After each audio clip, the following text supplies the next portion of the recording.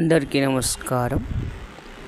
పురాణాల్లో ఉన్నటువంటి మంచి గొప్ప నీతి కథ, సమాజంలో మనిషి ఏ విధంగా ఉండాలి, ఏ విధంగా ఎదగాలి అనేది ఈ యొక్క మంచి గొప్ప కథ ఫ్రెండ్స్.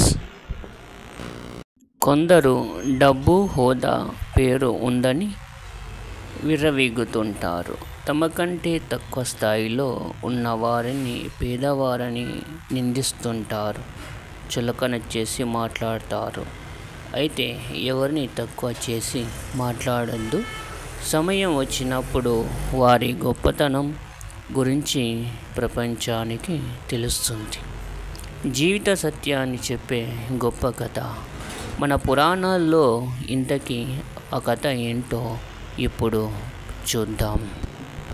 ఒకరోజు విష్ణుమూర్తి తలపై ఉన్న కిరీటం, ఆయన ధరించిన చెప్పులను చూసి హేళన చేస్తుంది. నువ్వెప్పుడు అలా పాదాల వద్ద ఉంటావు? నేను చూడు, తలపై ఎంత టీవీగా దర్జాగా ఉన్నాను, నన్ను అందరూ చూస్తారు, నీకు అస్సలు మర్యాదే ఎవ్వరు ఉండదు అంటూ వెక్కిరిస్తుంది. దీంతో పాదరక్షకాలు బాధపడతాయి. మా బతుకు ఇంతేనా అంటూ మదన పడుతూ ఉంటాయి. అయితే ఇదంతా గమనించిన విష్ణుమూర్తి, పాదరక్షకులారా, మీరేమి బాధపడకండి. నేను రామావతారం ఎత్తిన తర్వాత మిమ్మల్ని సింహాసనంపై కూర్చుండబెట్టేలా చేస్తానని మాటిస్తాడు శ్రీరామచంద్రుడు.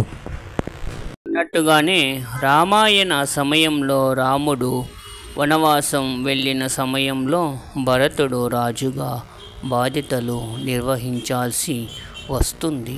అయితే అన్నపై ఉన్న గౌరవంతో భరతుడు రాముని పాదరక్షలను సింహాసనంపై పెట్టి రాజ్యాన్ని పాలిస్తాడు. ప్రతిరోజు ఆ పాదరక్షలను నమస్కరిస్తుంటాడు. అయితే